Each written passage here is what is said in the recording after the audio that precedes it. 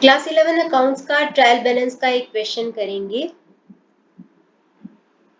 Redraft correctly the trial balance given below. ये trial balance आपको दे रखा है लेकिन ये करेक्ट नहीं बना हुआ, तो आपको इसको करेक्ट बनाना है। ये जितने भी अकाउंट्स के नाम है मैंने यहाँ पे क्वेश्चन में लिखे हुए हैं ताकि आपको इजीली दिख जाए।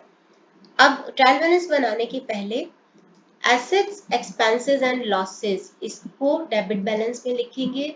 लायबिलिटीज, इनकम एंड कैपिटल इसका क्रेडिट बैलेंस लिखेंगे। लेकिन एसेट्स में से बैंक एक ऐसी एसेट है जिसका कभी कभी क्रेडिट बैलेंस हो सकता है इन केस ऑफ ओवरड्राफ्ट। तो अगर ओवरड्राफ्ट होता है तो वो लायबिलिटी होता है, यानी नेगेटिव बैलेंस होता है बैंक का, तो उसका क्रेडिट बैलेंस होता है। तो हम क्वेश्चन शुरू करते हैं। मैं साथ के साथ आपको फिर से बताती जाऊंगी कि क्या क्या है जिसकी वजह से उसका डेबिट बैलेंस है। सबसे पहले तो कैपिटल का क्रेडिट बैलेंस होता है।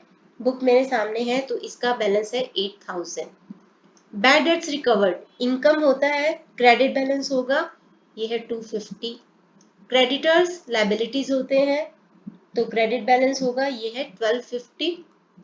रिटर्न्स आउटवर्ड होते हैं परचेजेस रिटर्न। आप ऐसे इसको याद रख लो कि परचेजेस किया था, रिटर्न कर दिया, यानी कि आउट चला गया। तो परचेजेस का डेबिट बैलेंस होता है क्योंकि वो एक्सपेंसेस को रिप्रेजेंट करते हैं।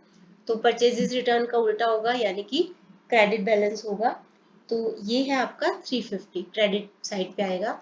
बैंक ओवरड्राफ्ट नेगेटिव बैलेंस होता है बैंक का, यानी लायबिलिटी है। लायबिलिटी का क्रेडिट बैलेंस होता है 1570। रेंट एक्सपेंस है तो एक्सपेंसेस का डेबिट बैलेंस होता है तो 360 डेबिट साइड पे आएगा। सैलरीज एक्सपेंसेस होते हैं, फिर से डेबिट होगा 850। ट्रेड एक्सपेंसेस डेबिट होगा 300। कैश इन हैंड एक एसेट होता है, एसेट का डेबिट बैलेंस होता है तो 210। ओपनिंग स्टॉक डेबिट होगा तो ओपनिंग स्टॉक है 2450। परचेजेस डेबिट होगा, एक्सपेंसेस को रिप्रेजेंट करते हैं 11870। डेटर्स एसेट होते हैं तो इसका डेबिट बैलेंस होगा 7580। बैंक डिपॉजिट्स ये भी एसेट होते हैं, यानी कि हमने बैंक में अपना डिपॉजिट किया हुआ 2750 का डेबिट बैलेंस होगा। डिस्काउंट अलाउड एक एक्सपेंस होता है, इसका भी डेबिट होगा 40। उसके बाद है ड्राइंग्स जो होते हैं वो कैपिटल को कम करते हैं, रिड्यूस करते हैं कैपिटल को। तो कैपिटल का क्योंकि क्रेडिट बैलेंस होता है तो ड्राइंग्स का डेबिट बैलेंस होगा और इसकी अमाउंट है 600। रिटर्न्स इनवर्ड होते हैं सेल्स रिटर्न सेल्स इनकम को रिप्रेजेंट करते हैं तो उसका क्रेडिट होता है, तो सेल्स रिटर्न का उल्टा होगा, यानी कि डेबिट बैलेंस होगा। तो इसकी अमाउंट है 450। सेल्स इनकम को रिप्रेजेंट करते हैं तो इसका क्रेडिट होगा 13690। मिसलेनियस पेबल्स मतलब हमें पे करने हैं पैसे, यानी लायबिलिटी है, लायबिलिटी का क्रेडिट बैलेंस होता है, इसका अमाउंट है 1350। ग्रांट रिसीव्ड इनकम है तो इसका क्रेडिट बैलेंस होगा 1000। अब हम दोनों साइड का टोटल करके देखते हैं। तो दोनों साइड का टोटल है, डेबिट साइड का पहले करेंगे 360, 850, 300, 210, 2450,